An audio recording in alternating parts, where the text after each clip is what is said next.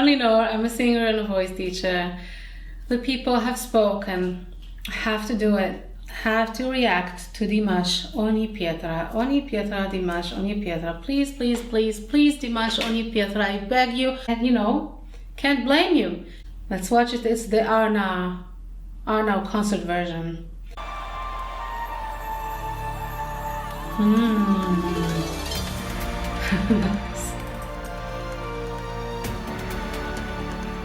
Start by taking off the whole stage, why not?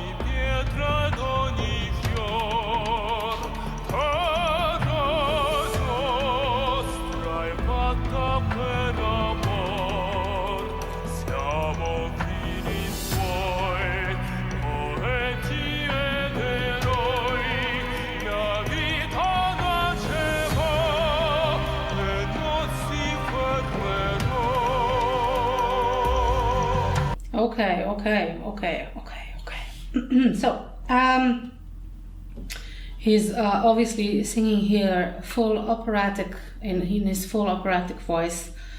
He has, he has all of the spectrum regarding singing styles, dynamics, range, everything. And he just picks and chooses each time what he wants to do. And here he starts from the beginning, just full voice.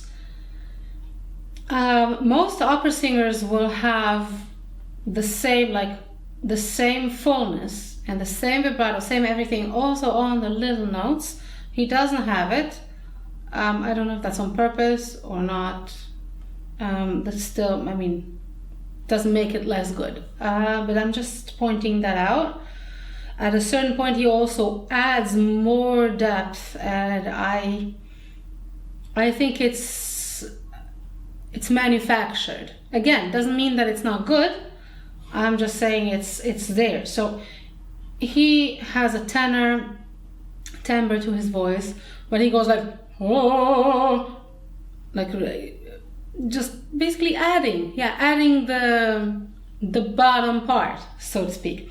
And it makes him sound maybe a little bit like a baritone, but in general, he just sounds like a tenor. So great, good for him. It sounds really good. That's what I mean. I want to hear that again because I'm not even sure what he's doing here.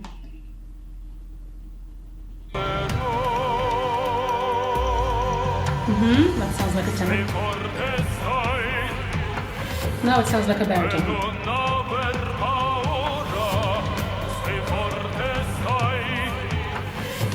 Yeah, I don't know.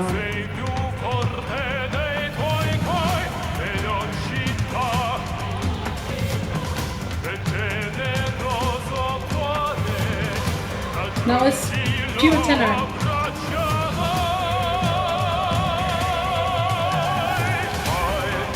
So it's a bit crazy to me. Yeah, I don't know. I have to listen to it, I think, like 3-4 more times. And then I will say, because like what he just did, that was pure tenor. Like he reminded me a little bit of Placido Domingo in this kind of color. Very, very full and very deep. That's the kind of tenor I like, that they're tenor, but they have, they have balls. Okay, let's just forget about that for a moment and let's talk about the jaw, because I always like doing that.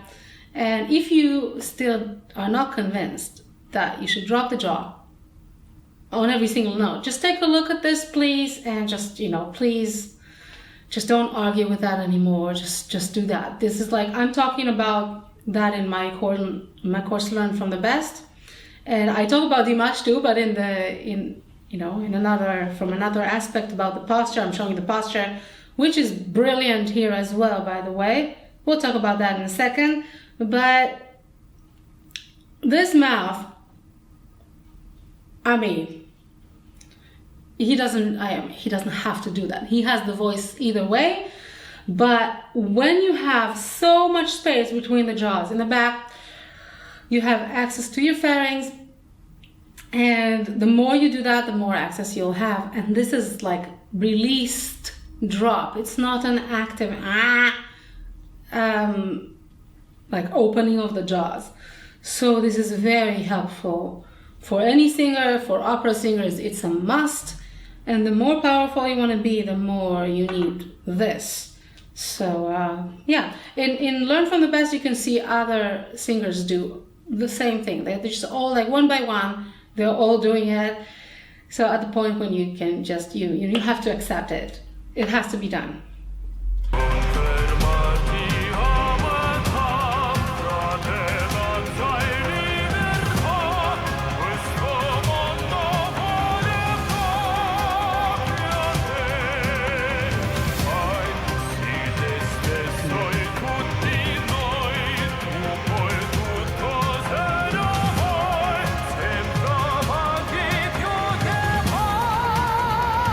Wow.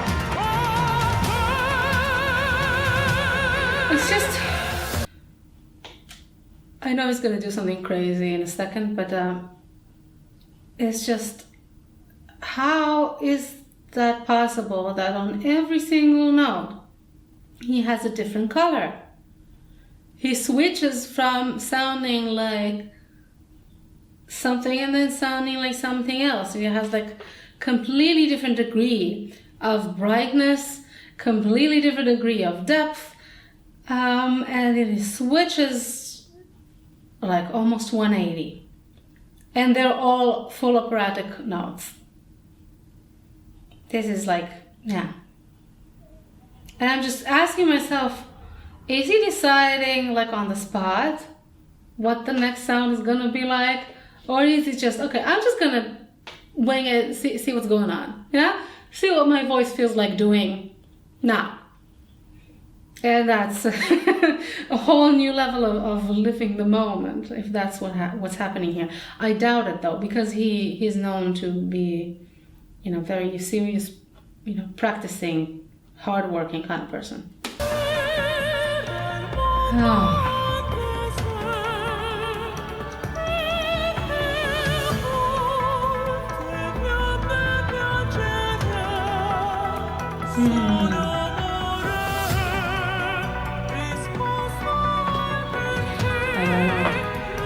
I just give up. No, I'm kidding. I'm not giving up. But so when he sings in his falsetto, and from the classical music, like a jargon, if you will, this is called falsetto. This is not head voice. Some teachers call it head voice when when the guys sing sort of like girls, right? But in classical music you call it falsetto. He does it very richly, and he sometimes sounds like a countertenor, like Andreas Scholl comes to mind, but usually not. Usually he sounds like a female singer, and that's very impressive in my opinion. And then again, like here and there he adds like more and he does that by lowering the larynx, which is like a totally different subject on its own. And I don't know if I would choose that, because it's artificial, but it's also art. So if he decides to do that and that's what he wants it to sound like, then that's what he wants it to sound like, and that's great. That's his interpretation, and that's what you should do as an artist. And he's not going on stage with the opera in an opera production and trying to blend in there. He's doing completely like a thing of his own. So there are no rules here. He's basically just doing everything that he can do and just mixing it all up.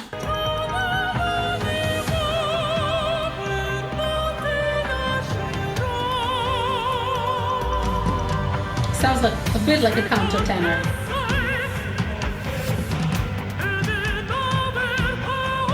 Nice. Very good. I just want you to pay attention to this presence. It's so grounded, so stable, And I talked about that in Learn from the Best as well, regarding Dimash, that he has this line, the center where the spine is, and that's where the air flows, yeah? And then the hands can go wherever they want and do all those kind of positions, as long as, you know, as you have the center, and that's very clear here. Beautiful. Beautiful to look at and to listen to.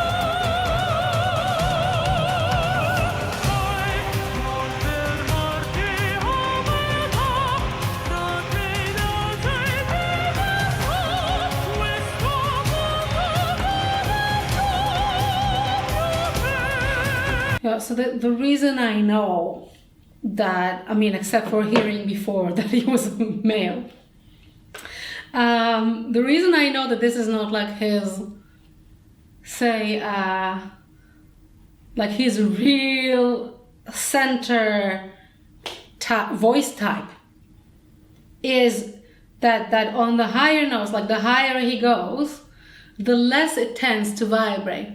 That's basically how you know where the voice feels the most comfortable, when it has the most, the most freedom and the most, it's like opens up the most. And all of those notes are great, no complaints, but this is just, that's the top. And you know, and when he was singing in the tenor range, it was just, every single note he made was completely full and rounded and vibrating. Just saying. But I still love every single second of this.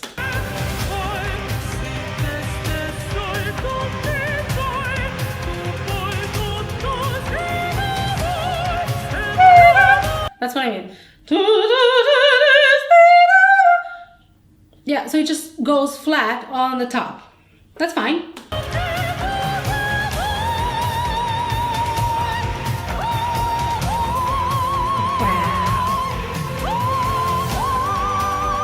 How is that possible? I think I have to take everything I just said back. How did he do that?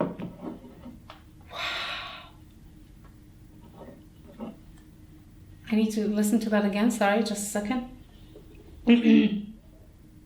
What the hell was that?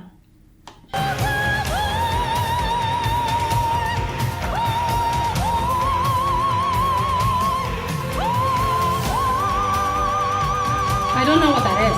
I don't know what that is.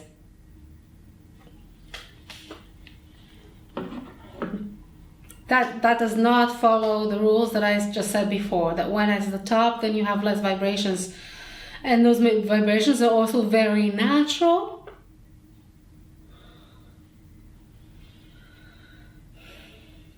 Yeah.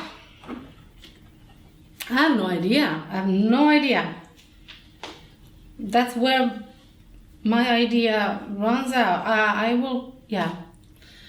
I will revisit this and I'll let you know what I think, because I don't know. This is extraordinary, even for Dimash.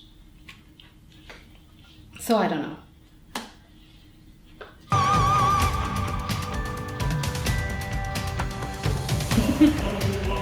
Look at this face, wow.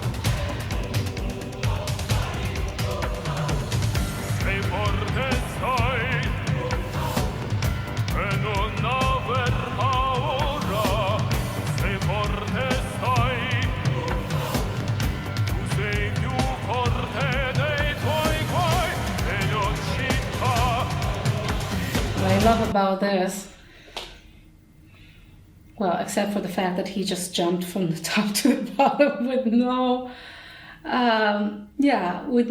change in quality almost, which is incredible. What I love about this is that this is really like the healthiest opera singing. he has all of the depth, but also the clarity. And he has the heavy mix between the two. So, exquisite. I'm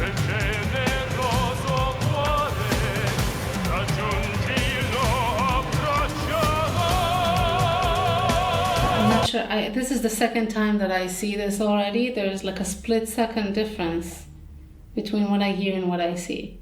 It could be the video, and it could also be that it's lip-syncing. If it's lip-syncing, that does not take away from how virtuosic that is.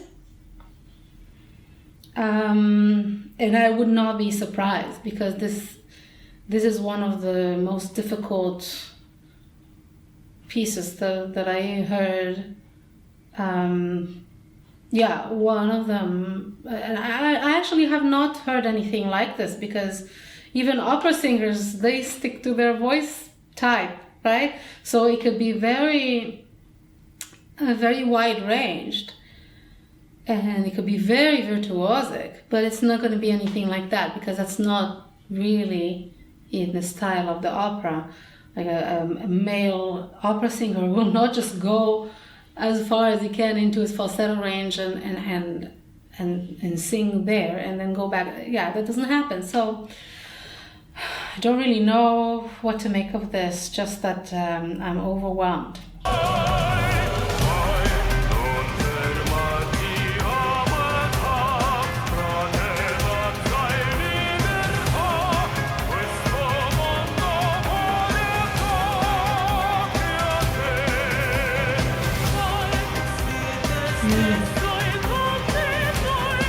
Yeah. And another thing we talked about in Dimash in the posture lesson is that no matter where he goes in the range, high notes or low notes, if it was muted, you could not tell, because he's not changing his body language at all. So this is magnificent, the way he does it. He stays where he is, and the melody comes to him effortlessly, and that's how it should be.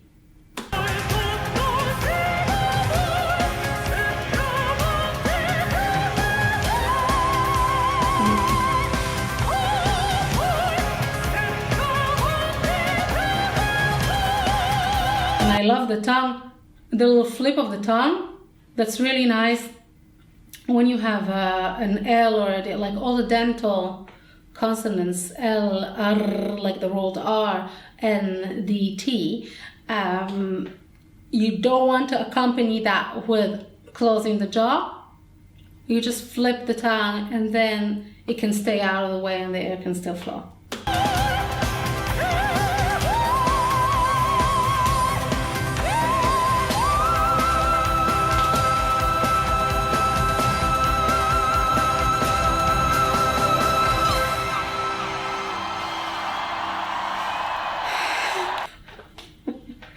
Okay, so a little badass face in the end. Did you see that? The lifting of the cheeks? Very necessary if you want to sing the highest note that was ever sung by a human being. That was an attempt to analyze and try to understand this man. Thank you for insisting on this, because I think... So thank you, I guess, and enjoy singing. Bye.